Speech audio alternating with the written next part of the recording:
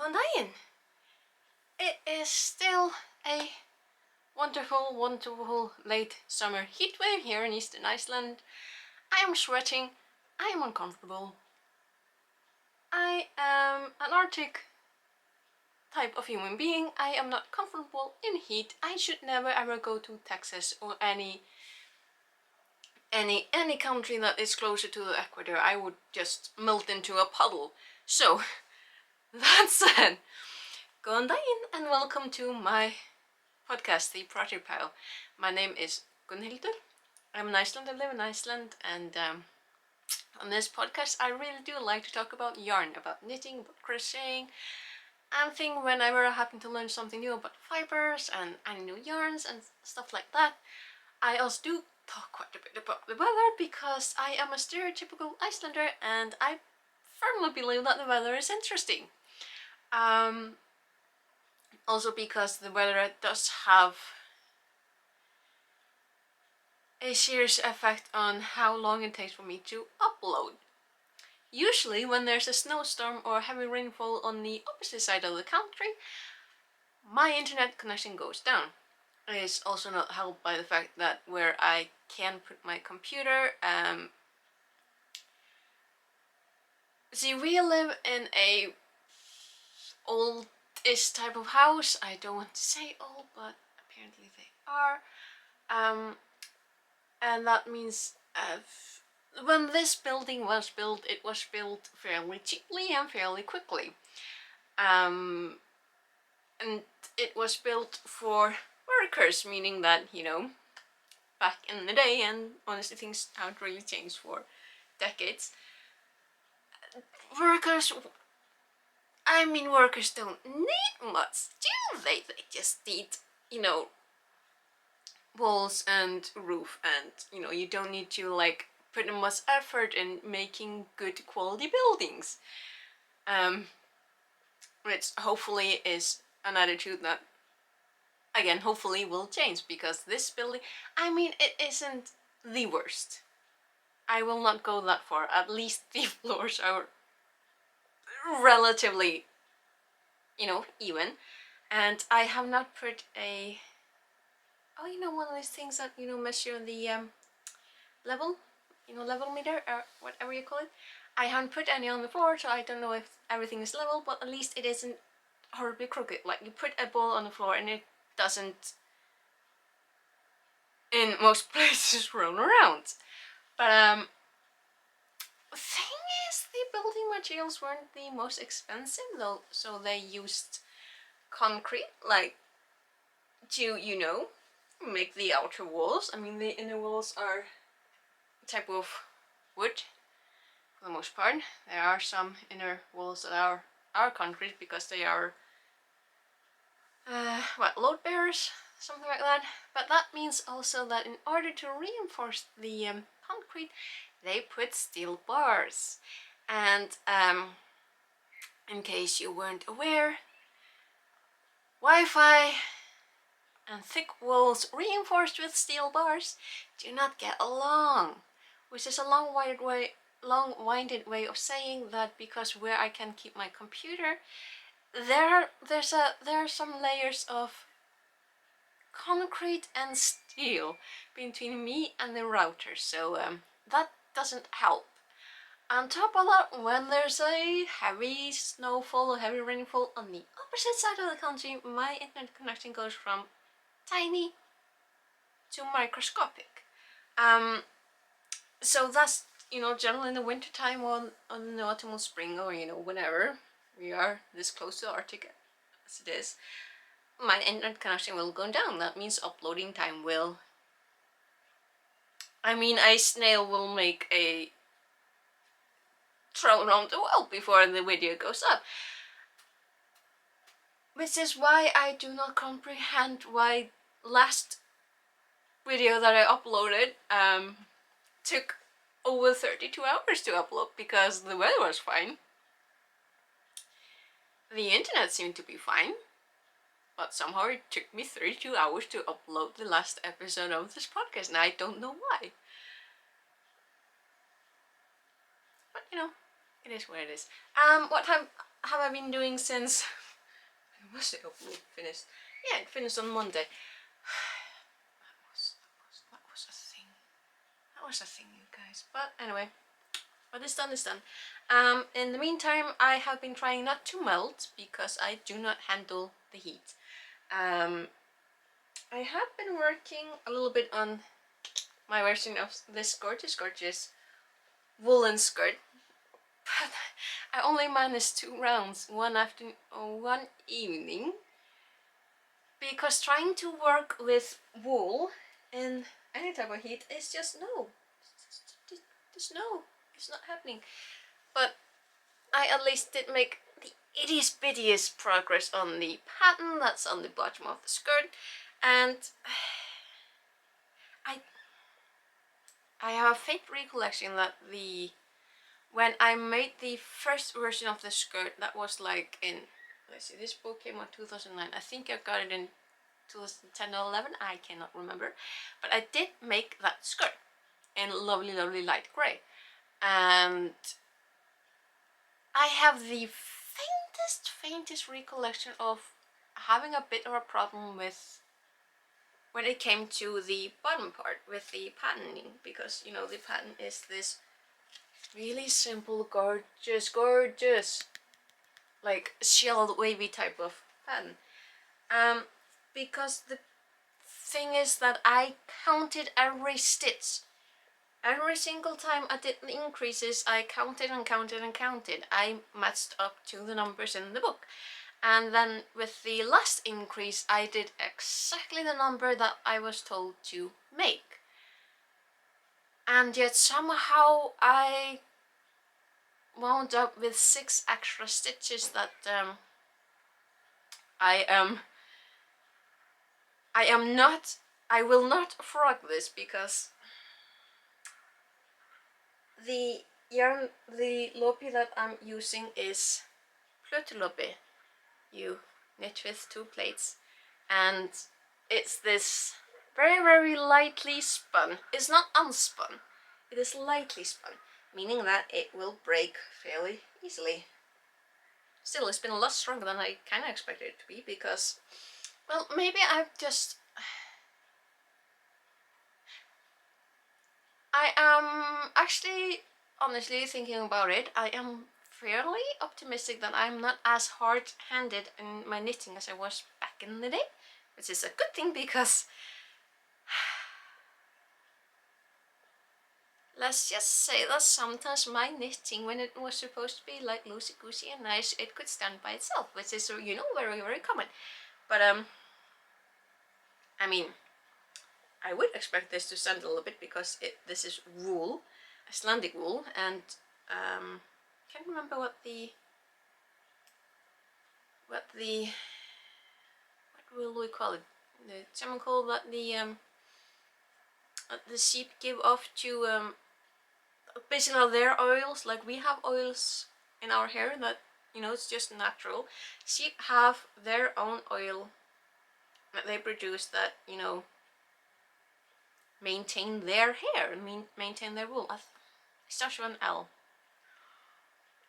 And it has a certain smell, which I'm not gonna lie, like, this wool is lightly worked. So the oils don't get, they don't get absolutely removed. So whenever you're working with particular Icelandic wool, I don't know about any other wool, but like Norwegian, I don't think the Norwegian ones smelled like the Icelandic ones though. Icelandic wool, Icelandic lopi has, if you haven't worked with it, does have a bit of a sheep smell. It's not bad, it's not overpowering, unless you cannot, you absolutely cannot handle any type of like strong-ish smell. So, you know, there is a bit of a smell. It's not overpowering, but because it is hot and has been hot for the past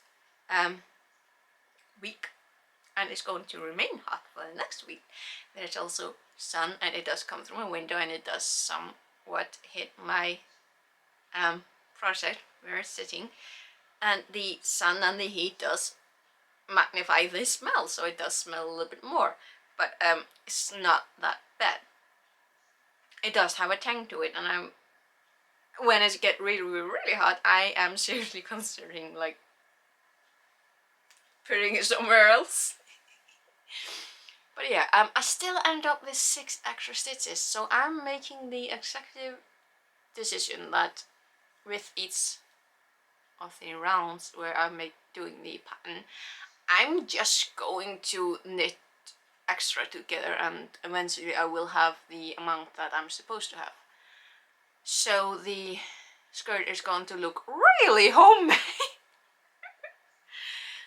I should probably also make a note in the pattern, so that,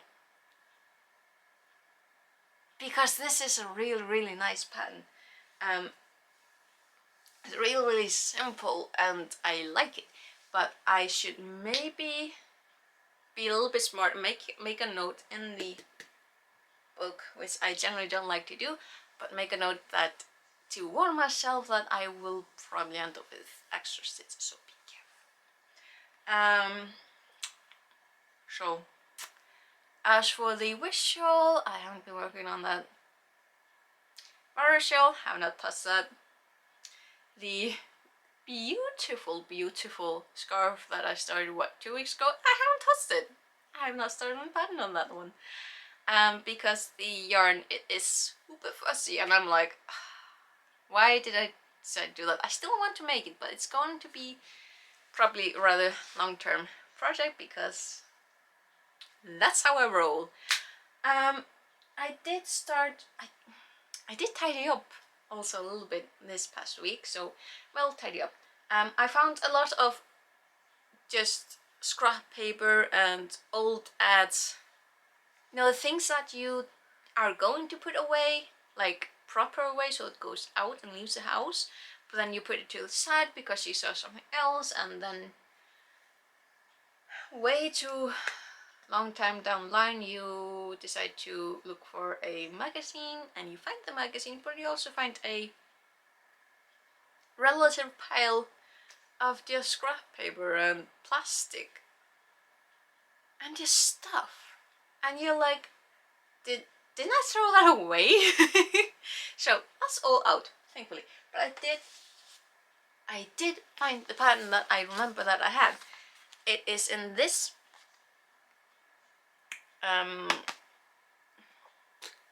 this Simply Crochet edition.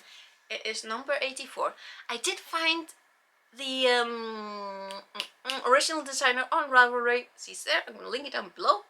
And just, you know, this entire magazine is just gorgeous.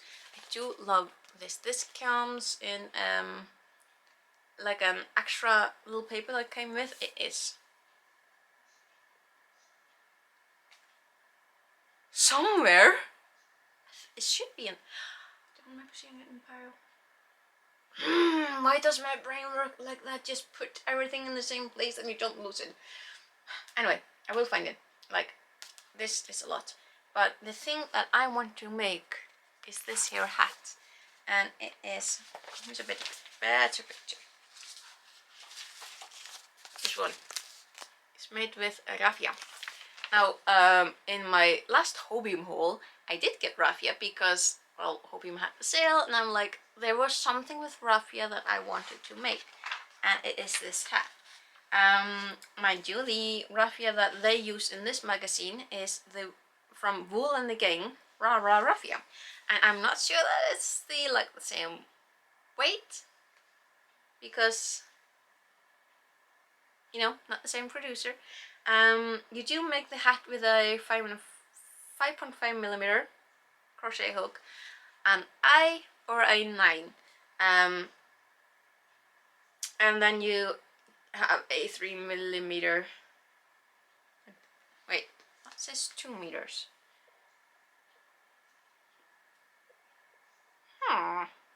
Okay, so you need 2 meters of wire to make the brimble hat, so you can push it and make it pretty. I do have wire somewhere.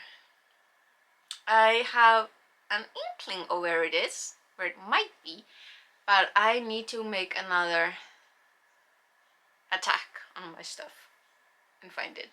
But I'm pretty certain I have some, because I am that type of person that whenever I accidentally or intentionally wander into a craft store, I will buy something that I figure, well, I am terrible. But my thinking has always been, that is interesting to me, I'm probably not going to use it right now, but there will be use for it later, and this is really good because now I have this to make. I do have wire somewhere, and I think I know where it is, so I will be able to make this up. I don't need to stress in finding the wire because I'm using this lovely raffia. It's Lorena, the 50-gram Silanders. Really, really love the color. Thing is though, if you haven't worked with raffia, I'm gonna warn you, it is rather hard on the hands because it isn't made of hair type of fibers. It is plant. It is paper, and I started this on. I started to start it on Thursday evening, and I did generally start on a Friday, I do believe.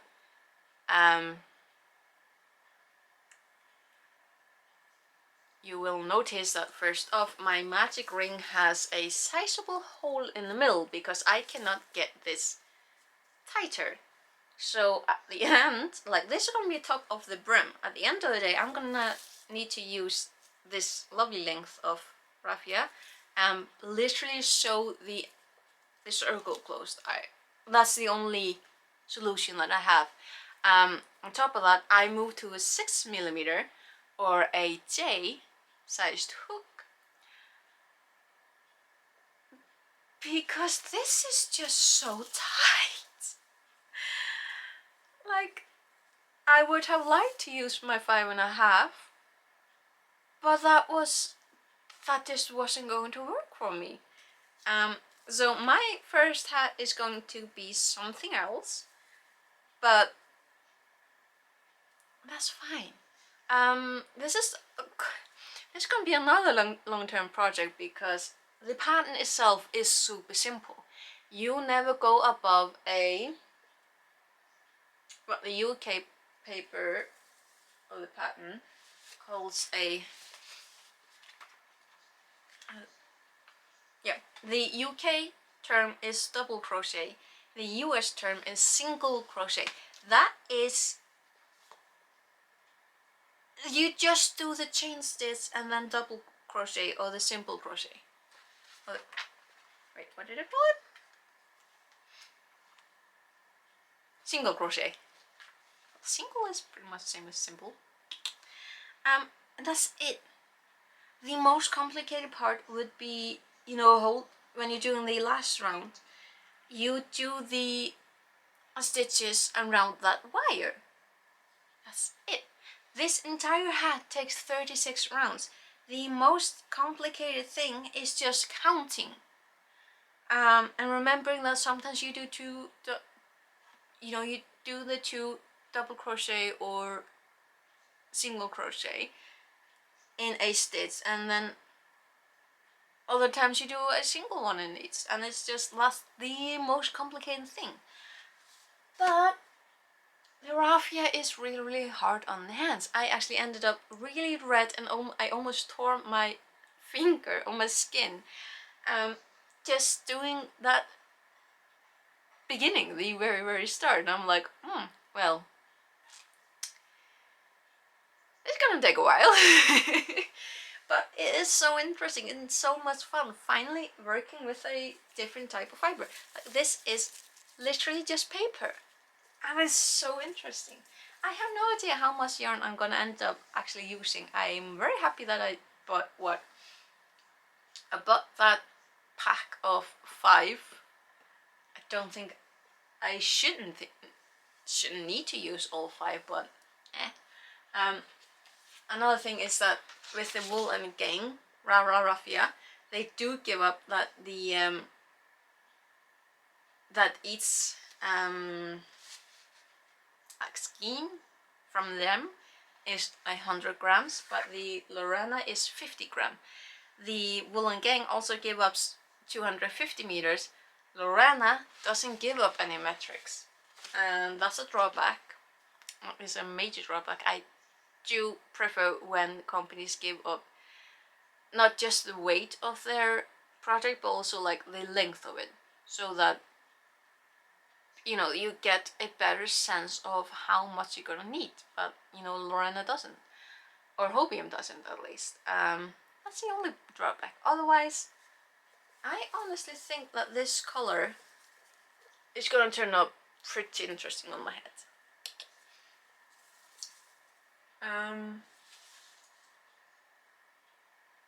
Yeah. Excuse. Now, another thing that I'm gonna mention today is that while I was tidying up, because I actually found more of my plötulopi, the plated Icelandic wool that I used ages ago. I found 2 of my balls that I did not.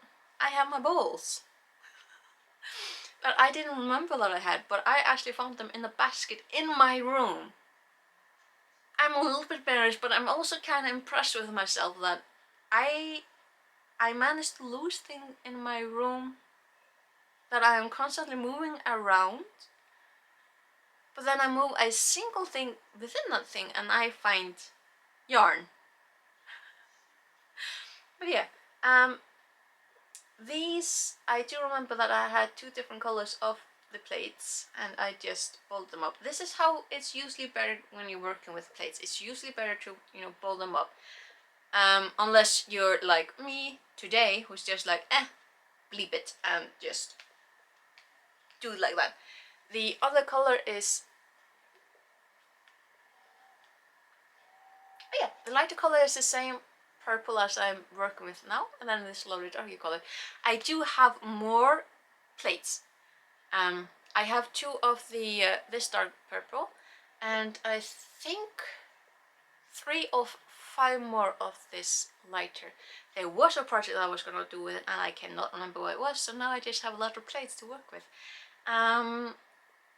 I do remember or recall that I made myself extremely simple beanies, you know, that type of hats, at least out of this. I should make more because those were ridiculously warm. I did make a open lobe episode of this, so I should use this because this is really nice material to use. The last thing I want to mention today is my baby wool design in the neons from Ice Yarns. I still have it backed up because this is one of many that I was going to work on this summer, and then I ended up doing other things because that's how life is. I am still on the hunt for a shawl pattern that I want to make, like a shawl or scarf. I have an idea, but I'm not 100% sure, but this definitely will be something to put around my neck. Like this is gonna be so cute. It's gonna be gorgeous. I'm gonna love it. And the other thing, this here is my baby batik, also from Ice Yarns, still backed as well. And this one has been laughing at me the entire spring and summer, because I also want to make, I don't want to make a show out of it. I'm not sure what I want to make of it, but like something like maybe a little, like a lap throw or a small blanket, something that I can use in spring. Do you have, because I really hope I'm not the only one, but do you have yarn like this that you cannot put away? You're not using it, you're not working with it, but you cannot put it away because you need to continuously look at it and like torture yourself because there's something brewing in the way back of your brain concerning this yarn, but it's not coming forth. But you can't put it away. But you can't quite use it right now. Just me? I don't think so. So yeah, I am torturing myself. Other things that I've been doing this week is, other than tidying up, I've been very diligent about taking at least one course on domestic a day, which is insane. But there's just so many things that I want to learn, and there are so many things that I am mainly using these courses as an introduction to various things. I am not that concerned about making like the projects that they are really recommending that you do. I am using these courses to basically satisfy my curiosity about things, but they are also firing me up to do things, so that's a plus. And that I have been reading a very slow and steady. Like I have this book that I'm reading to just before I go to sleep, because it has very short chapters on forgotten sports. This year book, Fox Tossing, Octopus Wrestling and Other Forgotten Sports by Edward Brooke Hitzing. Mostly Eurocentric, like written a lot of sports from Germany so far, such as the fox tossing. There are some mention of like Japan, not that many though so far. I am currently still in the C's. I reached the D's.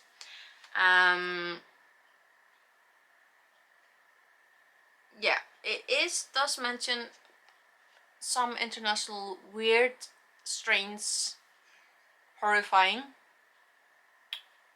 sports around the world, but so far it's mostly England, Germany, some American, because Americans have been very innovative throughout their short existence, and very innovative in doing things, particularly when it comes to combining sports with cars so far. What surprised me most about this book, and should not have surprised me, it's just the amount of animal cruelty, such as the fox tossing, because it should not come as a surprise that this name of this so-called sport was not clickbait. It was a German sport that was, if I remember correctly, it was, you know, the German nobles or aristocracy, the higher-ups, who literally tossed foxes, live foxes. Just so many sports throughout the ages have been mostly how can we torture animals and play it off as games. I now have a better understanding of why so many laws and so many conversations had to be had through the years, just for people to understand that some behaviors are not okay, and that certain behaviors towards animals in particular were not and are not okay. And I am seriously considering that if ever there's someone who is like anti-animal like anti-animal rights activists or anti animal respect. Maybe I should show them this book and tell them, because we had these things going on. And I'm not even at the octopus wrestling. That's gonna be interesting. Like, I am about a third. I'm not even a third of the way through, and I'm like, people. But yeah, that's life. That's life. Dear Lord. But yeah, I am currently boiling. My brain is the same way as always, somewhat tethered to reality, but not really. I did have the presence of mind to try and continue with the skirt. I have done the first round of the very, very lovely raffia sun hat, and then I have tortured myself looking at my yarn and going, why do I not know what I want to make with it? But yeah, I think that's it this week. Hopefully this video will not take 32 hours to upload. Hopefully this will not take longer than 12 hours to upload. That would be nice. Less than 12 hours is ideal. Most of the time when I upload, that's like some reason that's 12 hours is not unusual, but like when it's down to about 8 hours, that's good. That's nice. Yeah, I think that's enough for me this week, and I am probably gonna go get myself something cold to drink because I am boiling. But yeah, thank you for watching this weekend, and I will hopefully see you later. Yeah, bless.